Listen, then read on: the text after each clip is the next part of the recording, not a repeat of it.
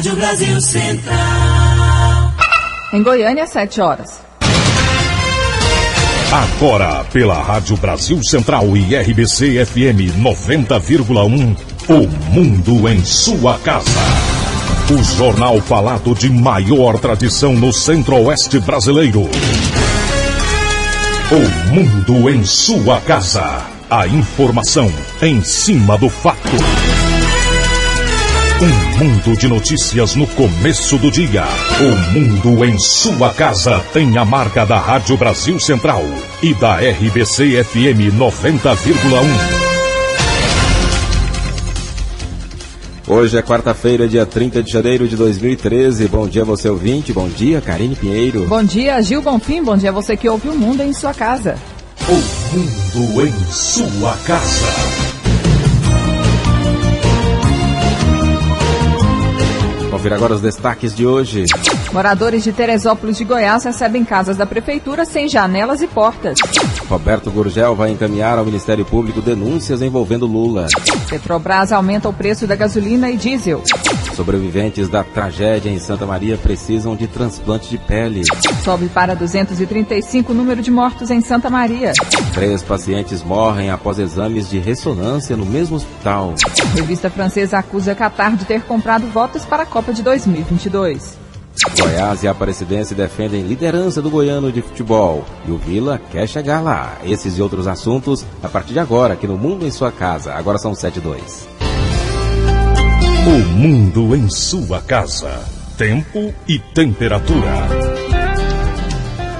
A previsão do tempo para hoje em Goiânia é de céu encoberto a nublado com chuvas esparsas e trovoadas isoladas. A temperatura máxima pode chegar aos 26 graus. A umidade relativa do ar fica entre 95% e 75%. Neste momento, os termômetros marcam 22 graus em Goiânia. O Mundo em sua casa. Manchetes dos jornais brasileiros. O Globo, a tragédia de Santa Maria, omissão de prefeitura e bombeiros é investigada.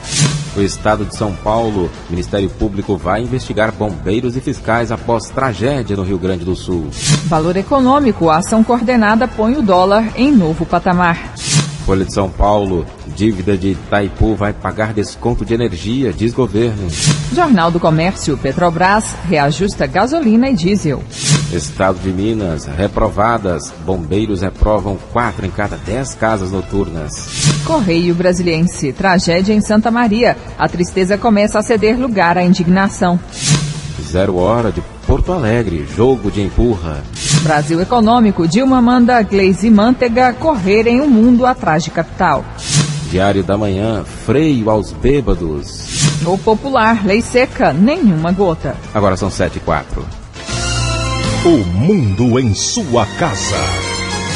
A política em Goiás. O governador Marconi Perillo realiza hoje a 3ª edição do VaptVupt para prefeituras, às 3 horas da tarde, no Palácio Pedro Ludovico Teixeira, na Praça Cívica, em Goiânia. Em cada uma das 2 edições realizadas do VaptVupt com as prefeituras, o governador Marconi Perillo e os secretários de Estado atenderam 20 prefeitos da região metropolitana de Goiânia e 20 do entorno de Brasília. A ideia gerou um resultado positivo para o governo e para os gestores municipais. Tanto é verdade que na edição desta quarta-feira serão recebidos 46 prefeitos do Vale do São Patrício, do Vale do Araguaia e do Mato Grosso Goiano. O secretário de Articulação Política, Sérgio Cardoso, conhece bem as necessidades de cada prefeitura e que devem ser solicitadas ao governo no VaptVupt desta quarta-feira. De operação tapa-buraco na cidade, de pedido de ajuda para fazer asfalto, de rede de energia, de casas, de segurança, enfim, são uma demanda muito grande de todos os itens. Cada cidade com suas dificuldades. O governo federal concentra 72% das receitas. Sobraram 14% para os estados e 14% para os municípios. Motivo que levou os prefeitos a Brasília nesta semana. Daí a importância da realização do VaptVupt com as prefeituras, na opinião de Sérgio Cardoso. Se os recursos fossem melhor distribuídos entre a União, o Estado e as prefeituras, eu tenho certeza que o Brasil cresceria muito mais, o desenvolvimento seria muito maior. Mas o governador é um parceiro municipalista. Ele entende as dificuldades dos municípios, ele sabe das dificuldades, ele vive essa realidade. Então, nada mais que ser parceiro. Uma mão lava a outra. Se nós podemos ajudar as prefeituras também podem nos ajudar. Auxilia o governo do estado, às vezes uma estrada que é de chão.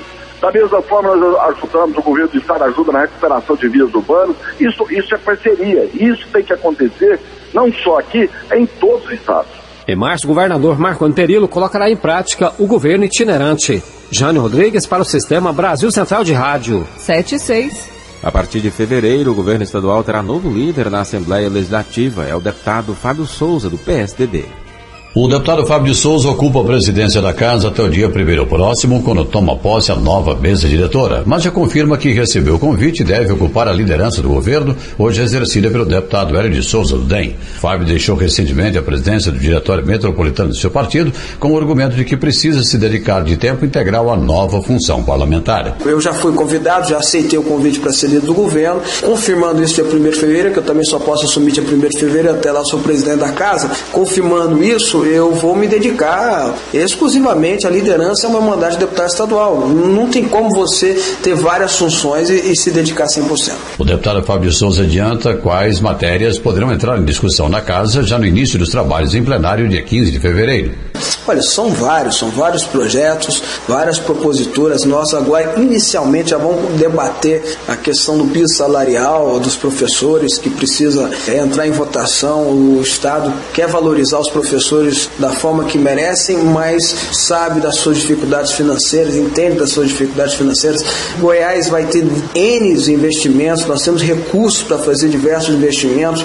Vai ser um ano diferente, um ano de colheita. É um ano que vai exigir muito da base do governador, da Assembleia, tanto em debates quanto em posição, em firmamento de voto, em firmamento de ideias, de proposituras.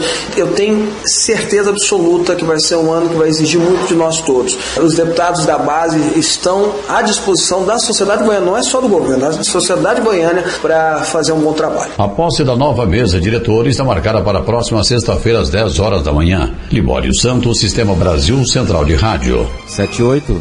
A Câmara de Goiânia aprovou ontem, por 24 votos favoráveis e 5 abstenções, o projeto de lei de autoria do prefeito Paulo Garcia, que determina a desafetação de uma área na Rua Confúcio, no setor rodoviário, para a construção de um shopping. A votação integrou a agenda desta, que foi a primeira sessão da autoconvocação para apreciar projetos de interesse do Paço. A matéria agora segue para a Comissão de Habitação e Urbanismo, presidida pela vereadora Tatiana Lemos, do PCdoB, mas ainda não há data para que o projeto possa ser apreciado. A vereadora sugeriu fazer uma visita ao local para se inteirar sobre o projeto.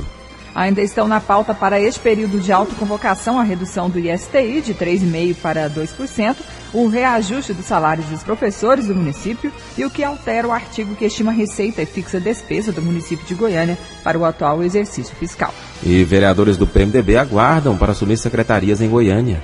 Vários vereadores ainda devem deixar a Câmara Municipal de Goiânia até o início das sessões ordinárias em fevereiro. É que eles devem assumir secretarias e agências municipais, deixando as vagas para os suplentes. É o caso de Denício Trindade, do PMDB, que deve assumir na próxima sexta-feira a Secretaria Extraordinária do Projeto Macambira-Nicuns. Segundo Denício, os recursos para as obras serão liberados pelo BID, Banco Interamericano de Desenvolvimento. É o grande desafio nosso, assumir essa Secretaria Extraordinária com a missão de tocar a obra do Macambira-Nicuns, tendo em vista que é considerada uma obra na história do município de Goiânia.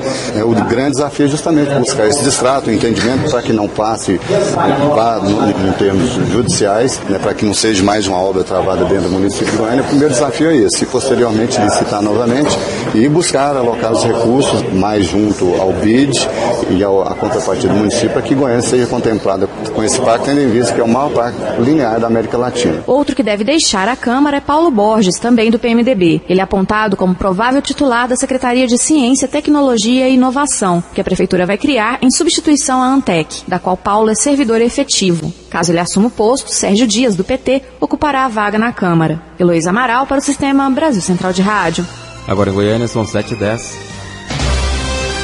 O mundo em sua casa. Política Nacional.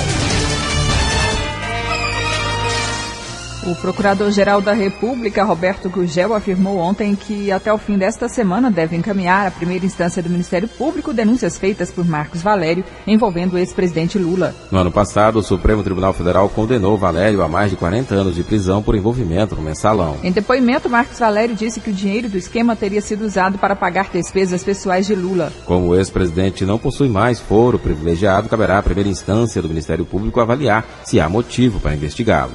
O presidente do PMDB, senador Waldir Rauff, declarou ontem achar estranho a denúncia da Procuradoria-Geral da República contra o senador Renan Calheiros, às vésperas da eleição do novo presidente do Senado. Calheiros, que é candidato à presidência do Senado, foi denunciado pelo Ministério Público por suposto uso de notas frias em prestação de contas, em caso que corre no Supremo Tribunal Federal. A bancada do PMDB no Senado vai se reunir nesta quinta-feira para indicar oficialmente o nome de Renan para o cargo. Também na quinta, a bancada deverá escolher um novo líder no Senado. Estão em disputa os senadores Eunice Oliveira e Romero Jucá. Mas o procurador diz que denúncia contra Renan Calheiros é acertada e consistente. Ao se manifestar sobre o oferecimento da denúncia contra o senador Renan Calheiros, encaminhada ainda na última semana ao Supremo Tribunal Federal, o Procurador-Geral da República, Roberto Gurgel, negou que qualquer ação tenha sido motivada em virtude da proximidade com a eleição para a presidência do Senado. Para a votação do dia 1º de fevereiro, Renan Calheiros é o favorito entre os PMDBistas na disputa pelo cargo. Gurgel argumentou ser uma decisão acertada, sem levar em conta qualquer inconveniente político. Olha, o que posso dizer é que foi mais uma iniciativa extremamente cuidadosa, extremamente ponderada do Ministério Público. É algo que está na linha da atuação do Ministério Público, não apenas minha, mas na linha da atuação do Ministério Público nos últimos anos. Uma iniciativa ponderada, examinada e refletida com o máximo cuidado e que é extremamente consistente. Calheiros é acusado de apresentar notas fiscais frias para justificar renda e comprovar o pagamento mensal de pensão alimentícia à ex-namorada Mônica Veloso, com quem tem uma filha. O parlamentar alagoano, após o escândalo, acabou renunciando à presidência do Senado em 2007. No Supremo Tribunal Federal, a denúncia vai ser avaliada pelo ministro Ricardo Lewandowski, sem prazo definido. Roberto Gurgel ainda garantiu enviar nos próximos dias ao Ministério Público Federal, de primeiro grau, os trechos do depoimento do publicitário Marcos Valério, em que ele declara ter pago despesas pessoais do ex-presidente Lula. De Brasília, Marina Fauci. Agora são 7h13. O deputado federal Carlos Sampaio, do PSDB, que assume a liderança da bancada tucana na Câmara em fevereiro, entregou ontem à Procuradoria-Geral da República uma representação movida pelo partido. O PSDB acusa a presidente Dilma Rousseff de ter feito campanha antecipada no pronunciamento da semana passada em cadeia de rádio e TV, no qual anunciou a redução da conta de energia. Nesse pronunciamento, Dilma criticou quem fez previsões de que não seria possível garantir o corte para consumidores residenciais e industriais, agricultura e serviços. Petrobras reajusta gasolina e diesel. O brasileiro já está pagando mais caro pelo preço da gasolina e do diesel. A Petrobras reajustou em 6,6% o litro da gasolina e em 5,4% o do diesel nos preços de venda nas refinarias. Nos postos, a gasolina deve subir 4,2%. Segundo nota da Petrobras, esse reajuste foi definido levando em consideração a política de preços da companhia, que busca alinhar o preço dos derivados aos valores praticados no mercado internacional em uma perspectiva de médio e longo prazo. Sobe para 235 o número de mortos em Santa Maria. Internado em Porto Alegre, Gustavo Marques Gonçalves, de 21 anos, teve morte encefálica confirmada pela Secretaria de Saúde do Rio Grande do Sul na noite de ontem. Com a nova vítima, de acordo com dados do órgão estadual, sobe para 235 o número de mortos no incêndio da Boate Kiss durante uma festa universitária em Santa Maria. Ainda há 117 feridos sendo atendidos em hospitais do Rio Grande do Sul, segundo o ministro da Saúde, Alexandre Padilha. E os sobreviventes dessa tragédia em Santa Maria, que sofreram queimaduras graves, precisam de transplante de pele. O Banco de Pele de Porto Alegre é um dos maiores e mais antigos do Brasil, mas não tem estoque suficiente para todas as vítimas. E neste momento, o transplante pode fazer a diferença entre a vida e a morte. Bancos de outros estados brasileiros e até do Uruguai e da Argentina já mandaram ajuda, mas deve faltar pele. Cerca de 20 feridos tiveram queimaduras graves. A pele é o maior órgão do corpo humano e pode ser doada. As famílias brasileiras que perderem algum parente têm como ajudar. A polícia do Rio Grande do Sul confirmou que a banda Gurizada Fandangueira Mangueira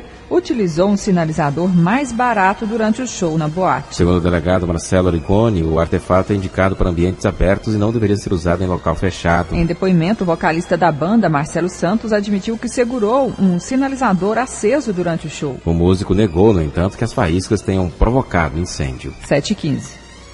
O mundo em sua casa. Vamos falar de coisa séria. Você sabia que o alcoolismo e a dependência de drogas têm tratamento? A Associação Terapêutica Filadélfia é especialista no combate à dependência química. Aqui você encontra profissionais especializados e ambiente confortável, que inclui quarto, área de jogos, piscina e muito mais. Nós oferecemos todo o apoio para um tratamento eficaz e sigiloso. Mude de vida, liberte-se do álcool e das drogas. Ligue 3565-6367 e 8266-5209. Associação Terapêutica Filadélfia. O mundo em sua casa. Um mundo de notícias no começo do dia.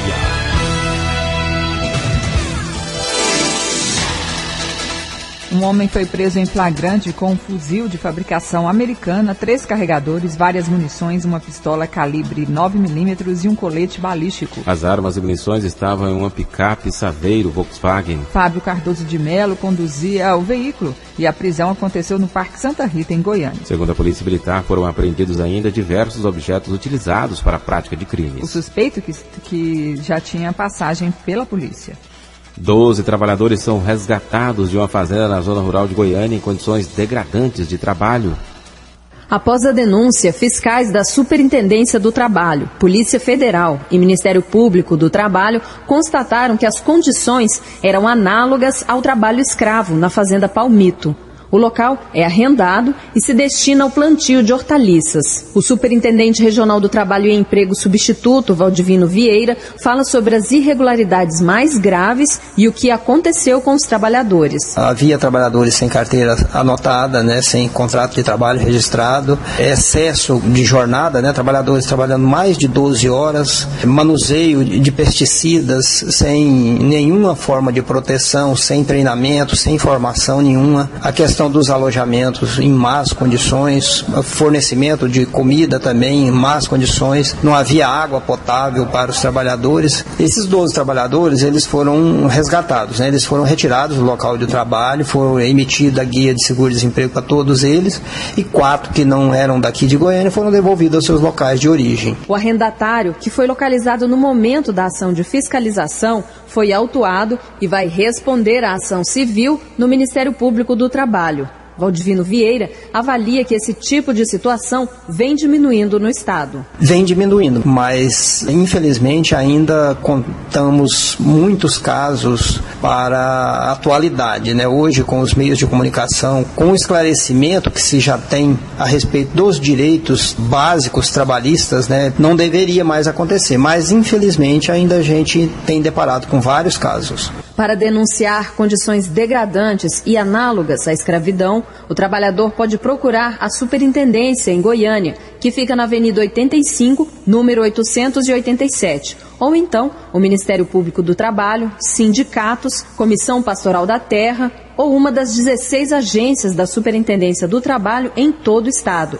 É possível ainda fazer a denúncia pelo site do Ministério, www.mte.gov.br. Riva Cran para o Sistema Brasil Central de Rádio. 7h19. A polícia prendeu 4 homens suspeitos de assaltar 2 farmácias na região noroeste de Goiânia. Todos os envolvidos são da cidade de Inhumas. Com eles foram apreendidos um revólver, dinheiro roubado dos estabelecimentos, tablet, 8 celulares e o carro em que estavam. De acordo com relatos das vítimas, eles agiram com muita violência. Força Tarefa promete fiscalização rígida em bares e boates da capital. 90 dias para que todos os estabelecimentos que recebem público regularizem sua situação junto aos órgãos municipais e estaduais é a primeira das ações tomadas pela Força Tarefa criada em Goiânia após um incêndio que no final de semana deixou mais de 230 mortos na cidade de Santa Maria, no Rio Grande do Sul. Na segunda reunião da semana, o secretário municipal de fiscalização, Alan Viana também falou sobre outras ações que serão desenvolvidas a partir de agora para evitar problemas. Iniciaremos especificadamente, começando pelo CNAE, que temos de registro de boates. Essas boates que têm uma alta concentração de pessoas em ambientes fechados que comprometem a segurança do indivíduo. Iniciaremos por elas e ampliaremos para as demais. Obviamente, tendo essa perspectiva de segurança. Para o presidente da Associação de Bares e Restaurantes de Goiás, Rafael Carvalho, o grande problema é que as autoridades nunca deram a atenção merecida ao segmento. Mas nós precisamos de um apoio, né? Precisamos de uma estrutura, precisamos de um apoio público. E o apoio à atenção pública nunca foi dada de verdade para o setor de bares e restaurantes. Prova disso que nós não temos nem região formada.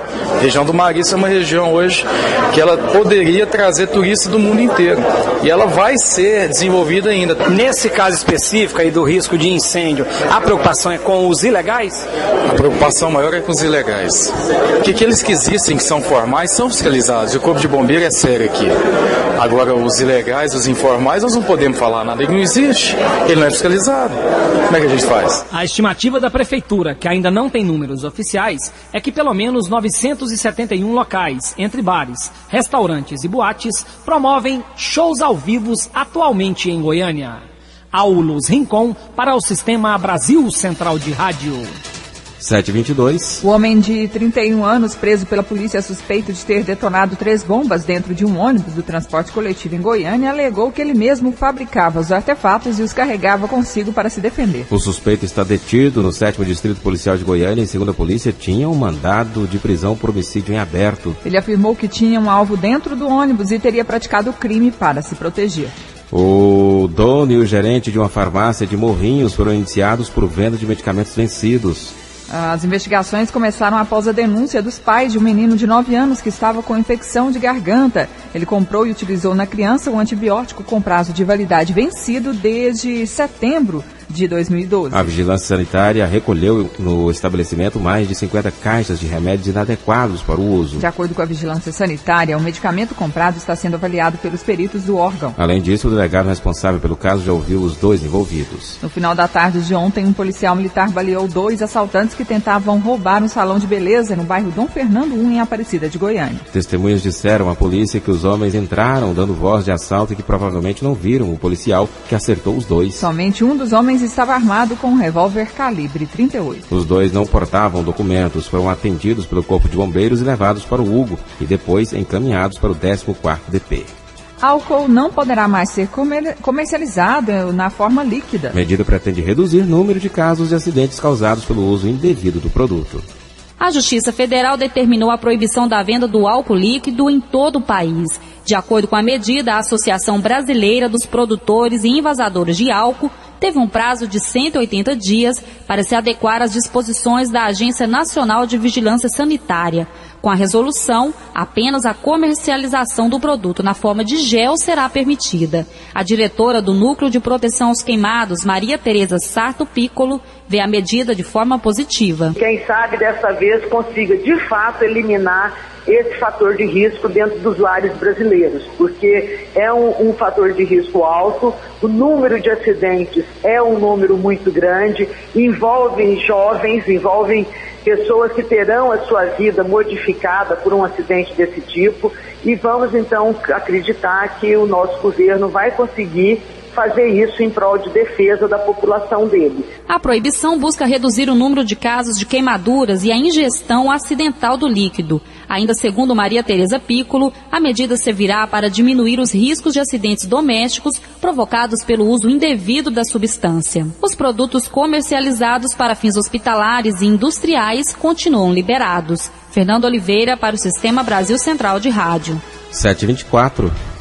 Moradores do conjunto Francisco Pereira dos Santos, em Teresópolis de Goiás, na região metropolitana de Goiânia, estão indignados com o descaso da prefeitura. As 107 casas populares foram entregues inacabadas, algumas sem porta e janela, e o bairro não tem infraestrutura básica. O atual prefeito da cidade, Francisco Alves de Souza Júnior, afirma que não sabe o que foi feito com a verba estadual destinada à conclusão da obra. De acordo com os moradores, as residências sequer têm portas, janelas e cerâmica no piso. O banheiro não tem instalação hidráulica, nem elétrica, nem vaso e pia.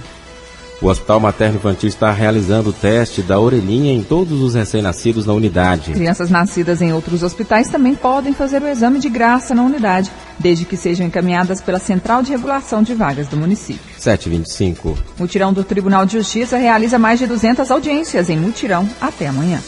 O Tribunal de Justiça realiza até amanhã mais um mutirão com os credores de precatórios do Estado de Goiás. Ao todo, vão ser realizadas 214 audiências que, de acordo com o juiz Donizete Martins de Oliveira, juiz auxiliar da presidência do TJ, foram definidas pela Procuradoria-Geral do Estado entre os credores que manifestaram o desejo de entrar em acordo. Aqueles que tiveram a ação de indenização, a reposição salarial, então tem um crédito para com o Estado e aí faz uma petição dizendo que quer fazer a conciliação, quer chegar a um acordo. Aí faz-se os cálculos todos e tem essa audiência de conciliação. São esses credores do Estado que têm um crédito junto ao Estado, chegam a um consenso e a audiência de conciliação objetiva a lavrar esse termo de acordo. O juiz explica que a conciliação é a melhor forma de acelerar o pagamento de um precatório. Conciliar é legal, quando as partes chegam num acordo, às vezes há um deságio, às vezes até alto, mas na verdade o melhor caminho é a conciliação, porque conciliando a gente se entende, conciliando chega-se à composição. Às vezes a pessoa tem um crédito aí 10, 12, 15 anos para receber junto ao Estado e aí vai aguardando chegar a ordem cronológica, ou seja, a ordem do seu precatório. Isso demanda tempo e a conciliação é o melhor caminho para resolver a questão. Mais informações sobre o pagamento de precatórios podem ser obtidas pelo telefone 3216-2650, 3216-2650. Novos mutirões estão previstos para acontecer nos meses de abril, agosto e novembro. Paulo Henrique Santos, para o Sistema Brasil Central de Rádio. 7h27. Pesquisa Serpes aponta que 90% dos usuários atendidos nos hospitais administrados por organizações sociais em Goiás estão satisfeitos com os serviços oferecidos. A análise de desempenho divulgada nesta terça-feira foi realizada com acompanhantes e pacientes dos 7 hospitais da rede pública estadual geridos por OSs. Ao todo, 1.300 pessoas foram entrevistadas, cerca de 200 por hospital, com exceção do HDT, onde 120 usuários foram ouvidos. Analisando a média global dos hospitais, a opinião dos usuários é positiva em todos os itens avaliados. Para o governador Marconi Perillo, este resultado já era esperado e confirma a eficiência do modelo adotado no Estado. É o atestado de que o conceito adotado por nós de mudança radical na gestão dos hospitais está dando certo. Na avaliação que foi feita hoje com os dirigentes das OS e dos hospitais, ficou claro que muita coisa precisa ser melhorada. Mas o mais importante é que as mudanças estão em curso. E esse índice de satisfação, apurado pela pesquisa, é o que eu vi quando fiz a visita ao HGG, Hospital Alberto Rassi, e quando fui ao Hugo, com o secretário Faleiros. E é o que eu estou ouvindo em relação aos outros hospitais. No caso do CRE, essa satisfação já existe há mais de 10 anos. No caso do Hospital de Anápolis, há mais de 7 anos. O dado novo é que em relação a hospitais antigos, que tinham problemas crônicos em relação ao atendimento ao povo, a melhoria é visível. Isso nos dá muita satisfação e responsabilidade. O melhor índice de satisfação foi verificado no CREA com quase 100% de aprovação e os piores resultados foram atribuídos ao Hugo e ao HDT com médias superiores a 60%. A pesquisa encomendada pelo Estado avaliou a satisfação do usuário quanto ao atendimento por parte dos médicos, enfermeiros, recepcionistas e outros administrativos, a efetividade dos exames feitos ou pedidos no hospital e a avaliação do serviço em geral. Novas reuniões para análise de desempenho estão previstas para acontecer ainda no primeiro semestre. Márcia Alves para o Sistema Brasil Central de Rádio. E nós conversamos agora com o secretário estadual de Saúde, Antônio Faleiros. Bom dia. Bom dia, prazer falar com vocês. Secretário, satisfação é nossa. Quais são as próximas etapas para melhoria no atendimento das unidades estaduais geridas por organizações sociais? Bom, primeiro, essa pesquisa, ela não só nos mostrou uma realidade focada nessa data agora, mas também nos mostrou que há correções a serem feitas. Aqueles quesitos que foram menos avaliados, nós agora vamos nos debruçar sobre eles e vamos discutir a solução para que o paciente seja 100% satisfeito nas nossas unidades. Eu acredito que essa é a contribuição que essa pesquisa vai nos dar. E, além disso, vamos fazer, periodicamente, pesquisas como esta para poder fazer o acompanhamento. O que nos interessa é que o paciente nosso, o segurado do SUS, que é o cidadão e a cidadã goianos, ao ser atendido numa unidade hospitalar, tenha um atendimento igual ou melhor do que qualquer hospital particular. Agora, um dos problemas enfrentados é a falta de vagas, principalmente em UTIs. Como resolver, então, aumentar o número de vagas, inclusive nas unidades do interior? Nós já estamos fazendo isso, né? Que desde quando assumimos a secretaria, a pedido do próprio governador Marconi, sensível como ele é nessa área específica, nós procuramos solucionar esse gargalo que eram os leitos de UTI. Já colocamos leitos de UTI em funcionamento em várias cidades do interior. Nós já colocamos, estamos ajudando a manter os leitos de UTI lá em Rio Verde, lá em Jataí, lá em Tumbiara, lá em Goiás, lá em aqui em Nerópolis, próximo aqui, em Anápolis. Aqui em Goiânia também abrimos leitos no CRER, abrimos leitos lá no Hospital de Santa Helena, no Urso. Enfim, nós já fizemos e já superamos o mínimo necessário preconizado pela Organização Mundial de Saúde para a UTI. Mas mesmo assim, ainda existe sempre uma demanda crescente. Agora, é importante salientar que a nossa rede hospitalar, a rede física, ela é muito antiga. Não se fizeram novos hospitais públicos aqui no nosso estado. Foi muito poucos hospitais que foram feitos. E é preciso fazer mais. E o nosso projeto de fazer o Hospital da Região Noroeste, o Hospital da Mulher, assumir o hospital lá de Santo Antônio Descoberto, fazer outros hospitais, como, por exemplo, lá no Médio Norte, lá em Uruaçu, isso tudo está dentro da nossa programação para esse ano. É bom que a população entenda que UTI não se constrói uma única UTI num lote que a gente tiver qualquer. A UTI tem que ser dentro do hospital, tem que ter uma estrutura hospitalar de retaguarda. Daí a importância que nós demos para aproveitar as UTIs já existentes, como essas que eu citei nessas cidades, e procurar construir novas unidades hospitalares ou transformar algumas também em leitos de UTI. Eu sempre dou esse exemplo porque já estamos em negociação com alguns prefeitos, porque aqueles hospitais regionais que eu construí na minha primeira administração no governo Henrique Santilo, eles foram transferidos para os municípios e os municípios não têm condições de ampliá-los. Então eles regrediram ao invés de aumentar e crescer. Agora nós estamos colocando, em parceria com os prefeitos, com os municípios, leitos de UTI nesses hospitais, para poder aumentar a tecnologia, para poder melhorar o atendimento nesses hospitais. Provavelmente já estaremos esse ano colocando em funcionamento a UTI dos hospitais regionais de Itaberaí, de São Luís de Montes Belos, de Porangatu e aqui de Morrinhos. Secretário, em virtude do impasse na gestão do Hospital de Urgências de Aparecida de Goiânia, a prefeitura local reivindicou a administração dessa unidade. Como o governo federal e os municípios goianos podem atuar junto ao Estado para melhorar o atendimento à população? Lembrando que essa reivindicação da prefeitura não foi aceita, não é? Veja bem, justamente por esse exemplo que eu lhe dei. Quer dizer, um hospital regional é complexo, ele atende pacientes de vários municípios em torno e às vezes até distantes daquela localidade. Esse exemplo que eu dei dos hospitais regionais que foram municipalizados foi o exemplo que nós nos pautamos para dizer que o município não consegue sozinho administrar um hospital regional.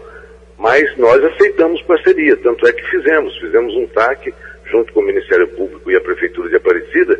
O APA está sendo reaberto agora na próxima semana. Por quê? Porque o Estado tem muita dificuldade de comprar produtos, medicamentos, insumos, correlatos. Isso já foi exaustivamente anunciado pela imprensa, essa dificuldade que o Estado tem, essa morosidade que o Estado tem para poder administrar a urgência e emergência de um hospital regional ou de um grande hospital. Então, nós não descartamos, muito pelo contrário, fizemos esse acordo com a Aparecida, mas transferir a administração para o município acontece como aconteceu com esses outros hospitais, que eram de 60 leitos.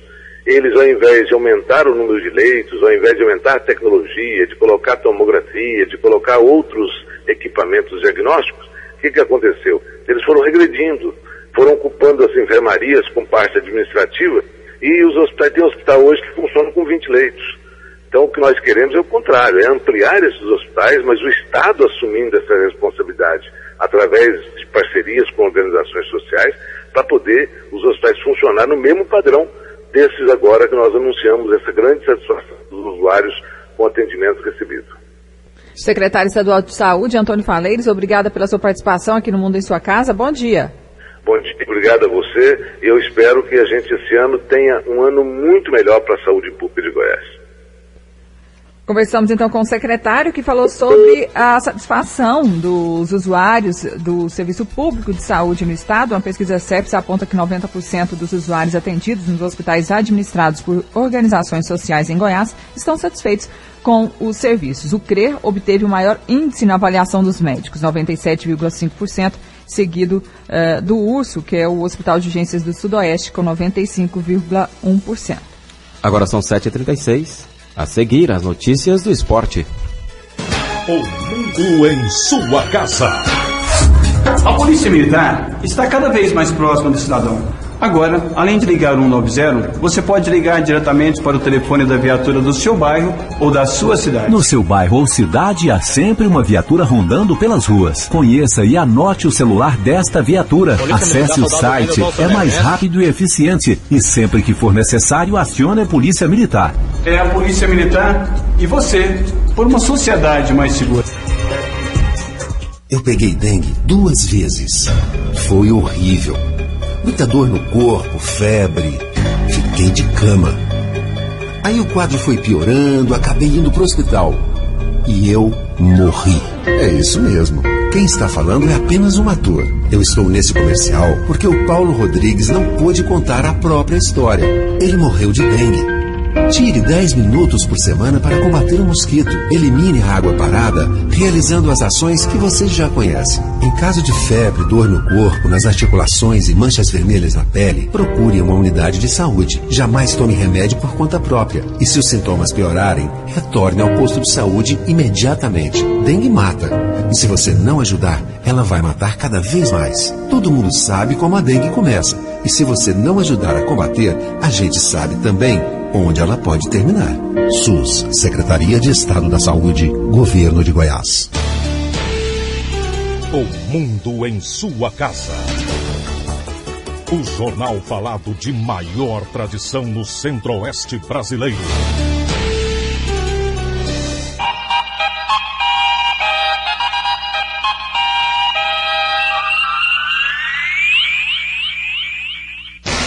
O mundo em sua casa. Esporte. A seleção brasileira sub-20 tem um novo treinador. A CBF anunciou que Alexandre Galo será o responsável por comandar a equipe de base do Brasil. A contratação vem após campanha vexatória no Sul-Americano da categoria, em que a equipe terminou eliminada na primeira fase. Galo estava no Náutico e deixa a equipe pernambucana para assumir a seleção brasileira sub-20. Desempregado desde novembro do ano passado, quando rescindiu o contrato com o Flamengo, depois de apenas 75 dias de trabalho na Gávea, 6 faltas a treinamentos e nenhum jogo disputado, o atacante Adriano está na mira do Guarani. Apesar de Isaías Tinoco, gerente de futebol recém-impossado, tratar a negociação com cautela. 7h39. Rodada cheia do Campeonato Goiano nesta quarta-feira. Confira os jogos de hoje à noite. Em Catalão, Craque e Tumbiara. Goianésia e Grêmio Anápolis em Goianésia. Rio Verde Atlético em Rio Verde. No Serra Dourada, o Goiás recebe a Aparecidense. Todos esses jogos estão programados para as 8h30 da noite. Fechando a rodada, às 10 da noite, o Vila Nova vai até Anápolis tentar sua terceira vitória no Goianão diante do Anápolis. E o Tigrão já está escalado para esse jogo. O técnico Dario Pereira definiu o time do Vila para o jogo de hoje à noite contra o Anápolis, às 10, mais precisamente no estádio Jonas Duarte, com 2 novidades na escalação titular. O atacante Elcimar está fora, contundido, departamento médico pelas próximas 2 semanas, e para esse jogo da hoje está indisponível o meia Magnum, jogador que foi expulso na partida anterior, a vitória para cima do Goianésia no Onésio Brasileiro Alvarenga por 2-0 no último sábado. Com isso, as novidades serão Marco Aurélio no ataque, ao lado do Riantony. E aí o Henrique Dias será recuado para fazer aquele papel de quarto homem de meio campo. O Vila então com Vinícius no gol, Ivan na direita, Thiago Viana e Rafael no miolo de zaga, Hernani na lateral esquerda. O meio campo com Luiz Marques, Osmar, Diego Paulista e Henrique Dias. No ataque, Marco Aurélio e Riantony. Paulo Massad para o Sistema Brasil Central de Rádio.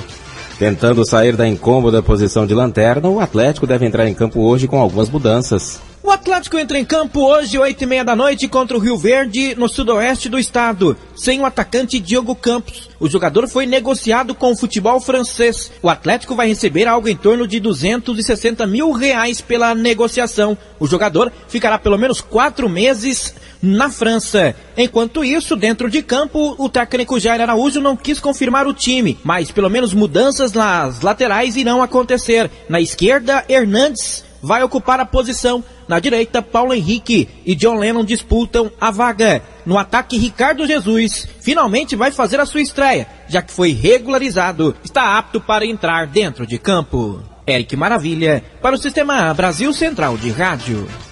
Agora são 7h42. No encontro de líderes no Serra Dourada, o Goiás deve ter apenas uma mudança diante da Aparecidense. O Goiás enfrenta a Aparecidense na noite desta quarta-feira, às 8h30, no estádio Serra Dourada, buscando mais uma vitória para se isolar na liderança do Campeonato Goiano. O técnico Anderson Moreira não poderá contar, por enquanto, com o zagueiro Valmir Lucas e o lateral direito Vitor, vetados pelo departamento médico. O atacante Neto Baiano também não estreia contra a Aparecidense. Fica à disposição para o clássico de sábado contra o Vila Nova. A diretoria mantém os preços dos ingressos para o jogo de hoje, 20 a arquibancada e 40 a cadeira, sendo que torcedores com a camisa do Goiás pagarão meia entrada. O meio-campista Davi pode ser a principal novidade no Goiás, no lugar de Eduardo Sacha. Essa pode ser a única alteração no time titular para o jogo contra a Aparecidense. Logo mais, às 8h30 no Serra Dourada. Vinícius Silva para o Sistema Brasil Central de Rádio. 7h43. Uma revista francesa divulgou ontem uma extensa matéria sobre a corrupção que levou o Catar a se tornar sede da Copa do Mundo de 2022. A publicação levanta acusações sobre uma possível compra de votos nos bastidores da FIFA e envolve personalidades do futebol mundial, como Ricardo Teixeira, Michel Platini e até mesmo o ex-presidente da França, Nicolas Sarkozy. A reportagem destaca que Ricardo Teixeira, à época presidente da Confederação Brasileira de Futebol, e Júlio Grondona, atual mandatário da Federação Argentina de Futebol, foram influenciados a eleger o Catar depois de o governo do país disponibilizar 14 bilhões de reais para um amistoso entre as seleções sul-americanas ser disputado em Doha, no Catar. O clássico era parte de uma série de benefícios que os dois dirigentes teriam se optassem por abrir mão de suas antigas escolhas. Lembrando que a Copa de 14 vai ser realizada aqui no Brasil, falta um pouco menos de 500 dias, e a Copa de 2018 será na Rússia. 7h44. Essas foram as notícias do esporte. O mundo em sua casa. Eu peguei dengue 2 vezes. Foi horrível. Muita dor no corpo, febre. Fiquei de cama. Aí o quadro foi piorando, acabei indo pro hospital.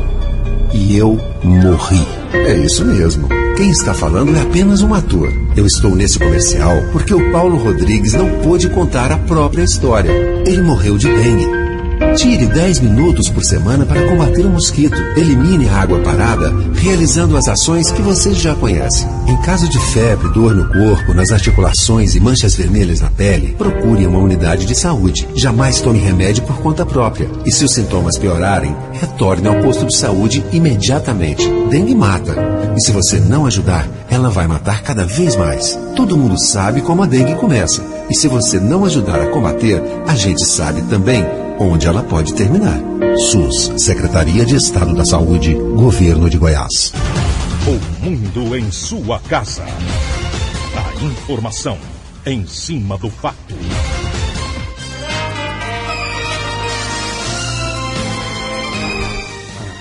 Agora são 7h45. A nova lei seca passou a admitir como prova de embriaguez, além do teste do etilômetro, o depoimento do policial e de testemunhas, imagens e vídeos em vídeo e testes clínicos, além de qualquer prova que o agente público pudesse valer para comprovar o crime. E ontem o Conselho Nacional de Trânsito publicou uma resolução que torna mais rígidos os índices máximos de álcool para o motorista que for flagrado dirigindo após beber.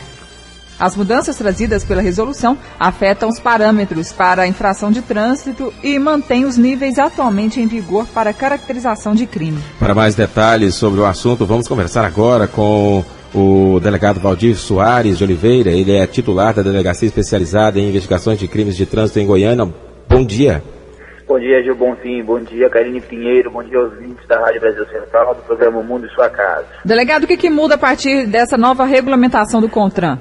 Na verdade, essa regulamentação deles vai permitir que os entes federados arrecadem mais, porque até então havia uma tolerância do policial que trabalha na linha de frente, policial militar, policial rodoviário.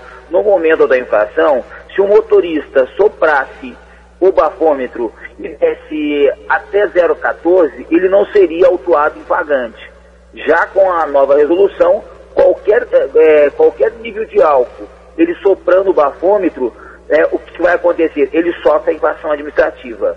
Caso, em todas as situações onde o motorista recusa a soprar o bafômetro, ele apresenta alguns sinais característicos de embriaguez, ele continua sendo autuado administrativamente, que é o que as pessoas conhecem popularmente como a multa, né? Ele continua sendo mudado. Então o CONTRAN, na verdade, tornou mais dura a interpretação da norma a fins de arrecadação e na aplicação da multa. Como vocês haviam comentado na chamada desta matéria, a mudança mais substancial aconteceu realmente no dia 21 de dezembro, que permitiu às polícias brasileiras a utilização de meios de provas lícitos. Até são meios de provas que já eram admitidos no direito e, por uma falha do legislador, não eram adotadas em relação à embriaguez ao volante, que é hoje a prova testemunhal, que é a prova do vídeo, das imagens, de fotografias, o exame de sangue.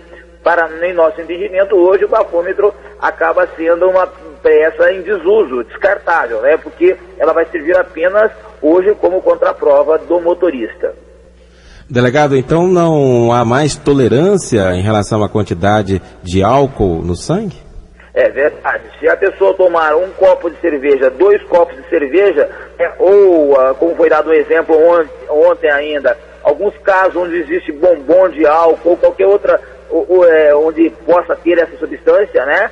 Sem dúvida nenhuma, a recomendação é que a pessoa não beba, não dirija logo depois de consumir qualquer quantidade de álcool, porque a tolerância é zero. Com a promulgação da lei no dia 21 de dezembro, criminalmente, isso já estava em vigor, tacitamente. Tanto que hoje, qualquer pessoa que é abordada na rua e apresenta olhos avermelhados, hálito etílico, fala alterada, falta de equilíbrio, qualquer dessas características, entre outras mais, que existe uma série delas, sem dúvida vai ser possível autuação em flagrante. Para vocês terem uma ideia das mudanças, no ano de 2002 foram 182 autuações em flagrante de motoristas embriagados. Presos, foram 182 motoristas presos apenas em nossa capital, apenas em Goiânia. E já desde a promulgação da lei até ontem nós comemoramos, foram 100 autuações em flagrantes. Então vocês verificaram que nem se completou pouco mais de um mês da lei e nós já tivemos cerca de 100 autuações. Então são números assim relevantes. Inclusive ontem à tarde, enquanto se discutia essa nova lei, nós fizemos autuação em flagrante de 2 motoristas embriagados. Agora, essa questão de tolerância zero no exame de sangue e com a possibilidade da pessoa, então, ser pega até após ingerir um bombom de licor, isso não fere o razoável? Na verdade, a instrução do CONTRAN e os especialistas que fizeram a alteração desta norma dizem o seguinte: tem que ser intolerável com a lei. E aqueles que vão ter essa prática, tem que tomar uma conduta que em outros países mais avançados, onde não se tem o número de mortes que nós temos no Brasil, tomaram. Então as pessoas têm que se precaver. Na verdade, a gente não pode esquecer que nós estamos tratando de vidas. Que o Brasil, ano passado, matou 48 mil pessoas no trânsito. Que em Goiânia, nas últimas dos últimos 6 acidentes com mortes que tiveram, 33% envolviam motoristas embriagados.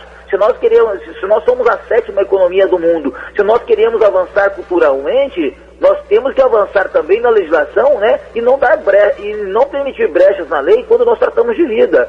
Nós temos um exemplo maravilhoso de Brasília, que numa campanha que a imprensa adotou, que a sociedade adotou, né, em pouco tempo lá, hoje se respeita a faixa de pedestre, que é uma questão muito importante na segurança do pedestre, que hoje em Goiânia, infelizmente, ainda acontecem muitos acidentes na faixa. Eu acho que essa campanha da embriaguez, essa questão da embriaguez ao volante veio para ficar, as normas são mais rigorosas, no meu entender ainda, existem ainda brechas, porque eu entendo que aquele que usa como delegado de trânsito, em minha opinião pessoal, aquele que usa o veículo como arma, não como objeto de lazer, de passeio, de transporte, esse veículo deveria ser confiscado, o dinheiro revertido em campanhas educativas, leiloar esse carro confiscado, devolver em campanhas educativas, no tratamento de pessoas hoje que estão no CRER, no UPO.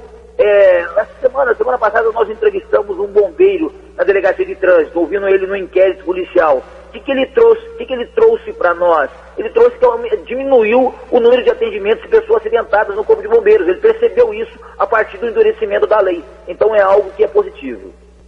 Delegado, o carnaval está aí. Como é que vai ser o trabalho da polícia então para coibir motoristas dirigindo embriagados? Ainda ontem nós tivemos uma reunião com a Polícia Rodoviária Federal.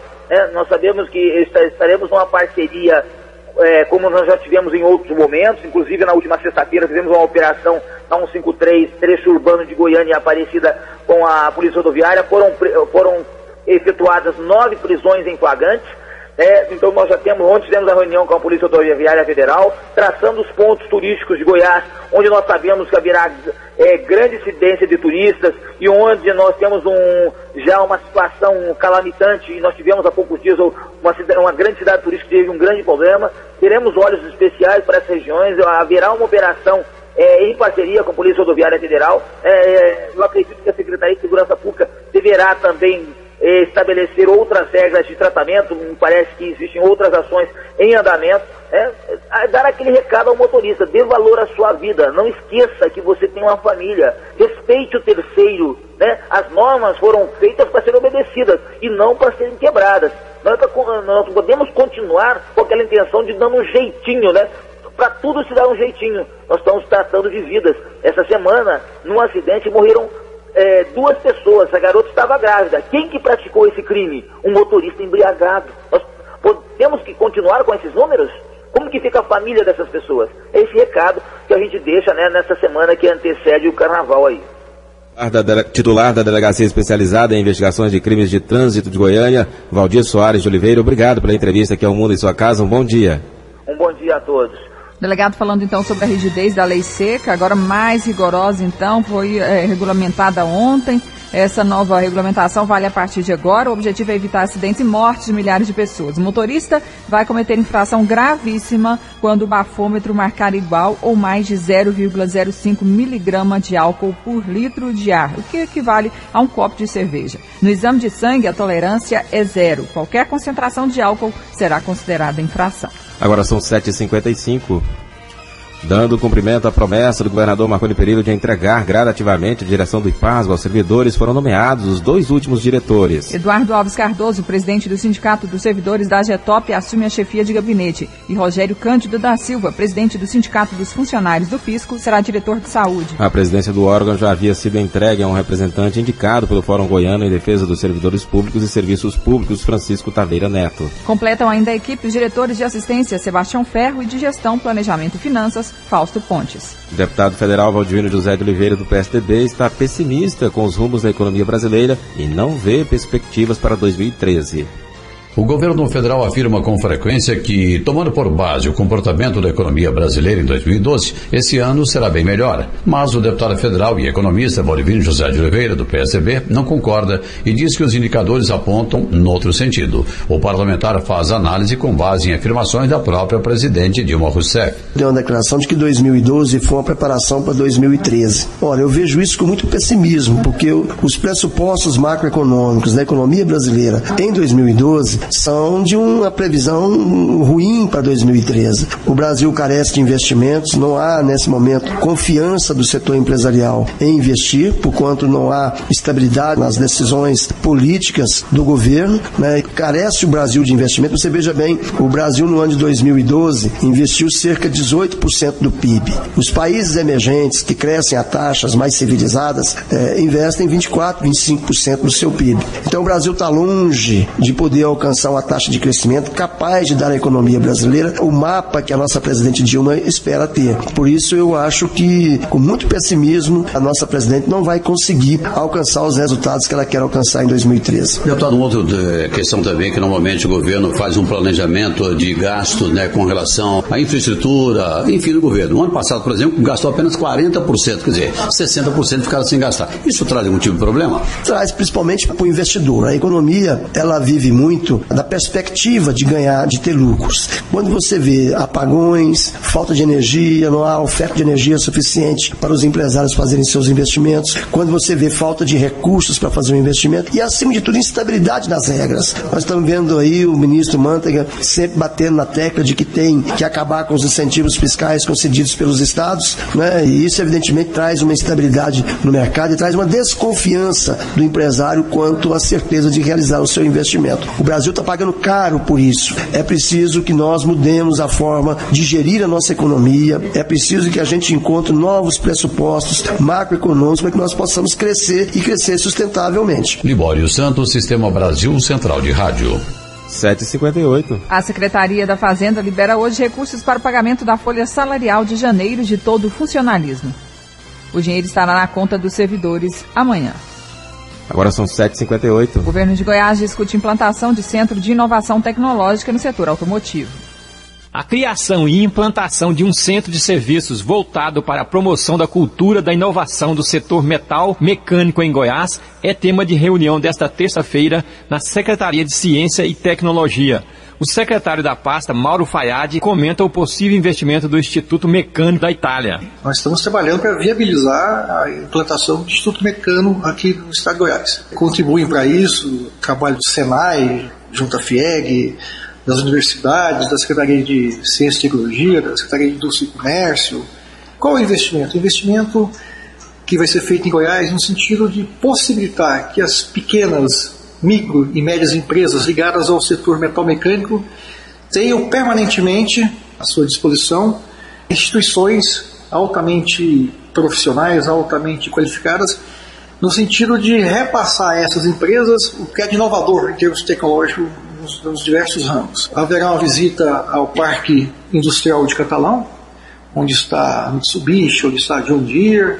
Depois está previsto uma ida a Anápolis. A superintendente do Instituto Mecano, Letícia Urbani, fala sobre a expectativa do negócio. A expectativa é de estabelecer colaboração estratégica sobre o tema de inovação tecnológica e de posicionamento de empresas com bases estratégicas.